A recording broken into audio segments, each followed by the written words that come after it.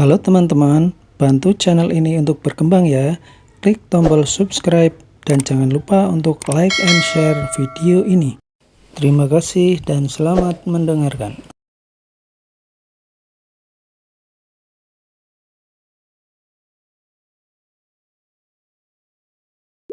Bab 125.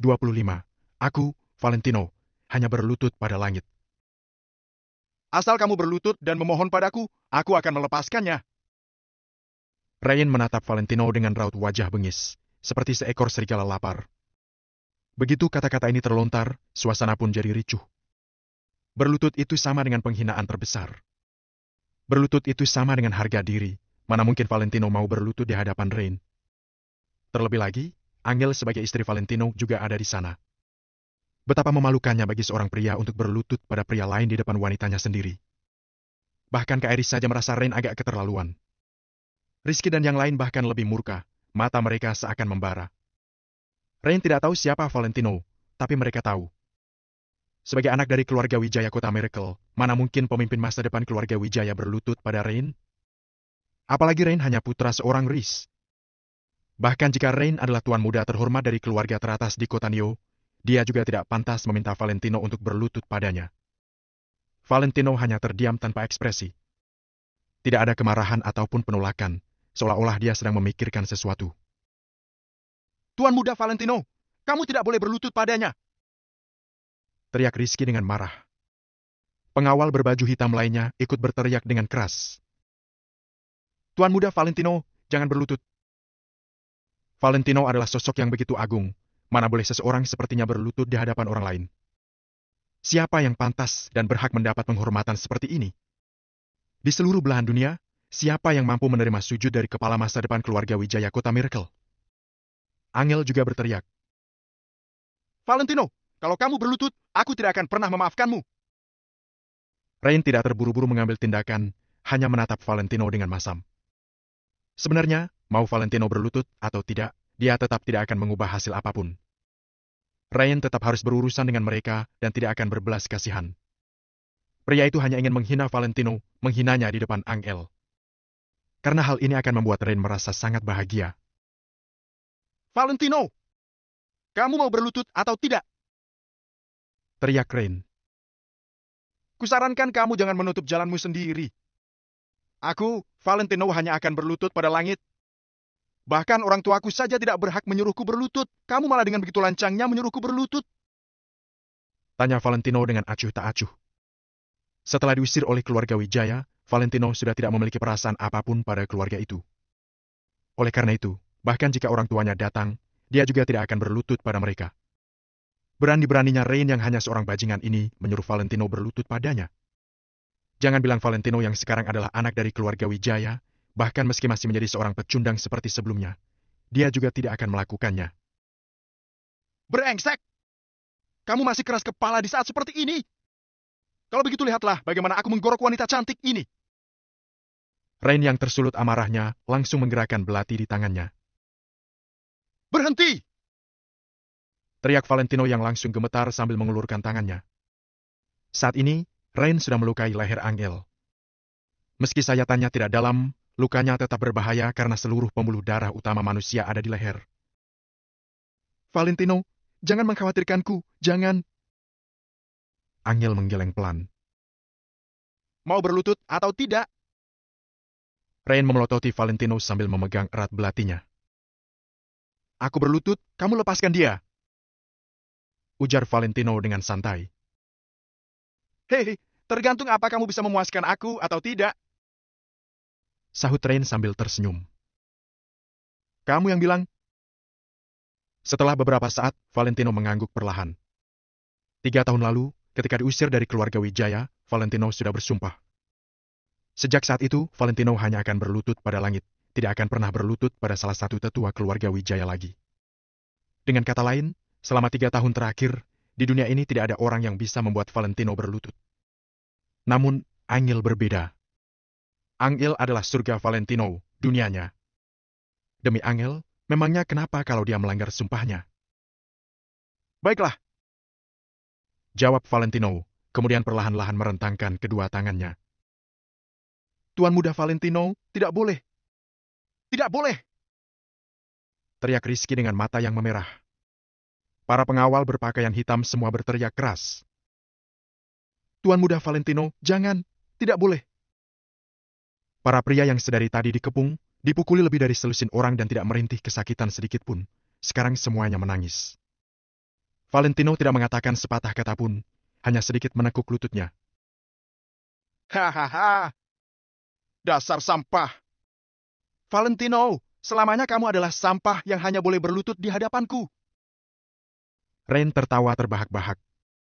Sekarang, dia merasa sangat bahagia. Tunggu dulu.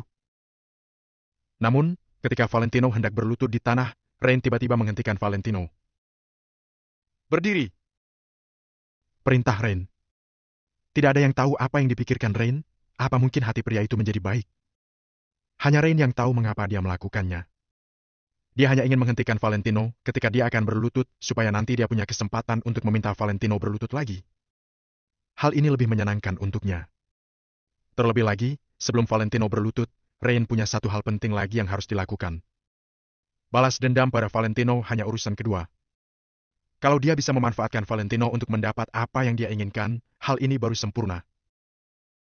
Valentino, kamu benar-benar hebat. Kamu bisa membujuk Hendrik untuk menindas perusahaanku. Kuberitahu saja. Kamu sangat naif. Sekarang juga aku ingin kamu menelponnya dan memintanya menarik semua perbuatannya dari perusahaanku. Selain itu, sebaiknya kamu suruh dia memberi keuntungan kepadaku. Inilah rencana Rain. Bukankah Rhys bilang dia ini hanya pembuat onar dan hanya bisa membuat keluarga Kingston bangkrut? Hari ini, Rain akan membuktikan pada Rhys bahwa dia bisa menyelamatkan keluarga Kingston, bahkan memberikan keuntungan kepada mereka. Baiklah. Valentino mengangguk setuju sambil mengeluarkan ponselnya.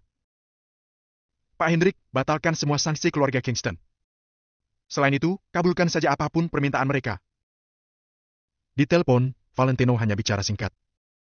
Tanpa perlu banyak pikir, Hendrik tahu sekarang Valentino pasti sedang terancam. Kalau tidak, mana mungkin Valentino yang sangat membenci Rain membatalkan sanksi grup Kingston. Baik, Tuan Muda Valentino. Tunggulah sebentar lagi, pasukan kelas A sudah sampai. Mereka akan segera sampai di kota Neo. Tuan Muda Valentino, berhati-hatilah. Kalau tidak, meski memakan waktu ratusan tahun, aku juga tidak bisa mempertanggungjawabkan hal ini kepada Tuan Besar Wijaya. Hendrik berkata dengan tulus dari dalam hati, bahkan suaranya terdengar serak. Ya.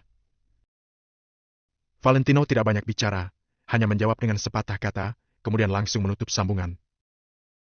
Kalau kamu berani berbohong padaku, sekarang aku akan mengubur kalian berdua hidup-hidup. Aku hanya akan memberimu waktu 5 menit. Kata Rain sambil menyalakan ponselnya. Dia akan menunggu beberapa menit, kemudian bertanya pada Rhys tentang situasinya dan melihat bagaimana keadaan perusahaan mereka. Namun, Rain tidak menyangka bahwa setelah 3 menit, dia sudah menerima panggilan dari Rhys.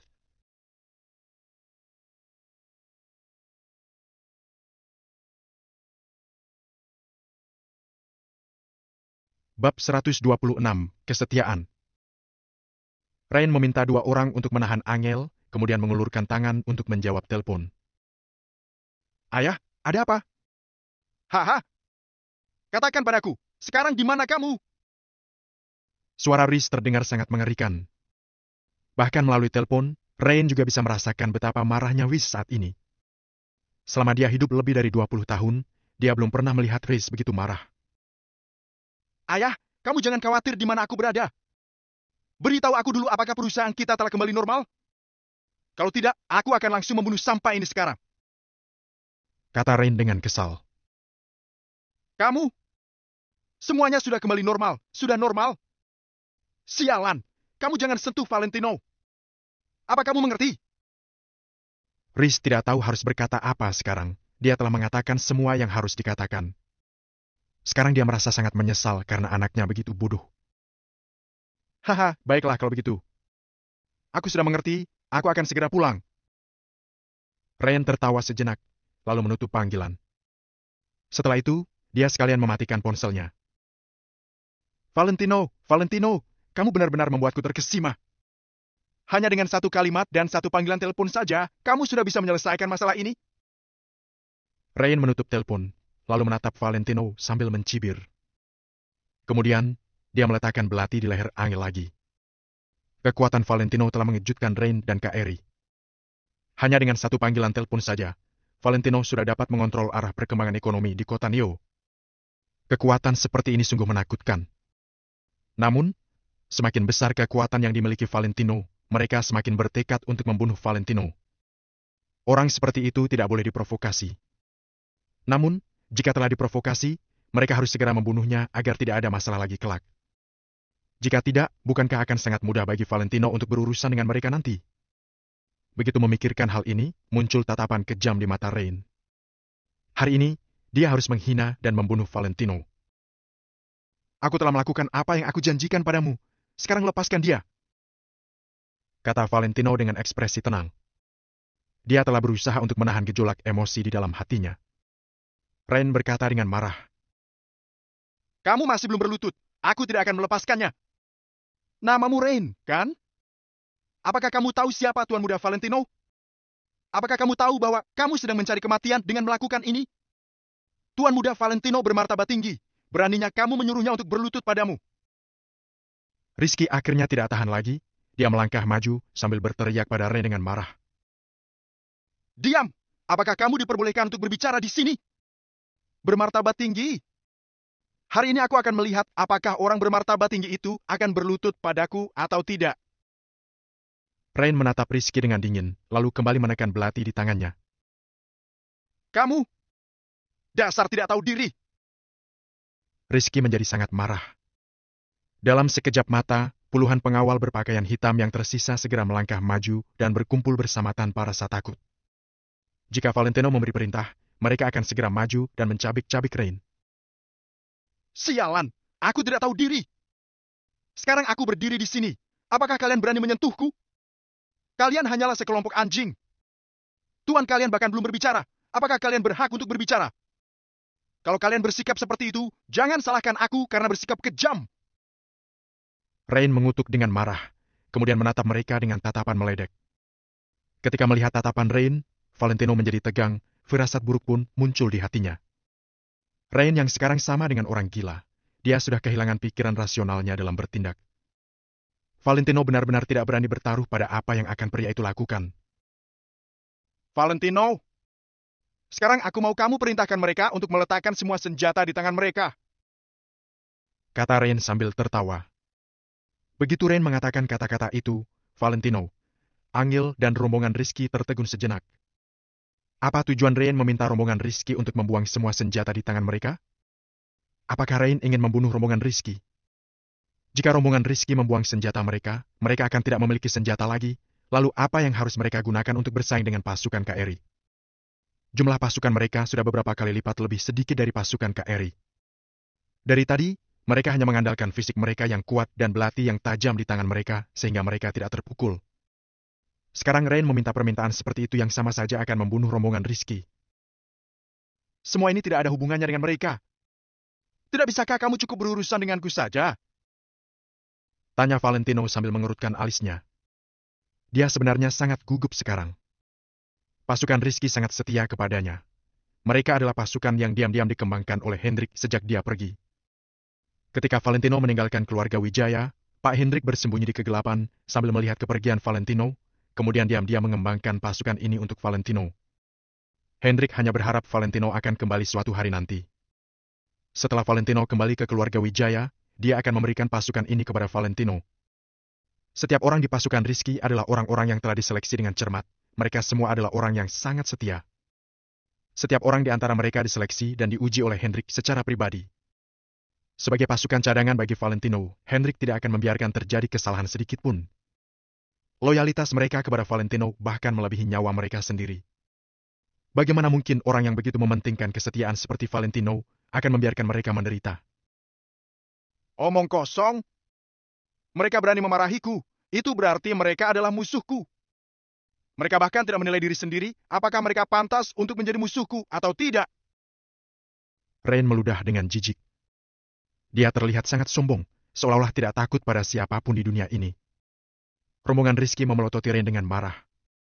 Dengan fisik Rain yang seperti itu, siapapun di antara mereka pasti bisa dengan mudah mengalahkannya. Namun, situasi sekarang menguntungkan Rain. Rain memiliki angel di tangannya, itu adalah sandera terbesarnya. Rain memarahinya sambil mengangkat belatinya tinggi-tinggi. Valentino, kamu mau memberi perintah kepada mereka atau tidak? Kalau tidak, aku akan menikam Angel sekarang. Valentino gemetar hebat, sekarang dia sedang dilanda dilema. Di satu sisi, Angel adalah wanita yang sangat dia cintai. Sementara di sisi lain, rombongan Rizky adalah orang-orang yang sangat setia kepadanya. Jika Valentino punya pilihan, dia akan memilih untuk menderita sendiri daripada membiarkan mereka menderita. Namun sekarang, apa yang harus dia lakukan agar tidak menyakiti mereka semua? Selama ini, Valentino selalu berpikir bahwa hatinya telah lama diasah kuat seperti batu. Akan tetapi, dia baru menyadari bahwa dia tidak bisa begitu dingin dan kejam. Tuan Muda Valentino, Anda tidak perlu banyak berpikir. Kami tidak akan membuatmu kesulitan. Beberapa saat kemudian, Rizky angkat bicara, lalu membuka telapak tangannya. Bayonet bersegi 3 di tangannya pun terjatuh ke samping. Tang! Bayonet bersegi 3-nya jatuh ke tanah dan mengeluarkan suara yang nyaring. Rizky! Valentino tiba-tiba berbalik untuk menatap Rizky dengan mata merah. Tuan Muda Valentino, selama Anda aman, kami tidak apa-apa. Rizky tersenyum dengan paksa. Demi Tuan Muda Valentino, mati pun kami tidak akan menyesal. Demi Tuan Muda Valentino. Tang! Tang! Suara bayonet bersegi 3 yang jatuh terdengar jelas dan nyaring. Adegan itu berlangsung selama puluhan detik. Puluhan pengawal berpakaian hitam yang tersisa membuang senjata mereka, lalu berdiri di sana dengan tangan kosong. Sekarang, Valentino yang matanya memerah benar-benar ingin berteriak ke langit.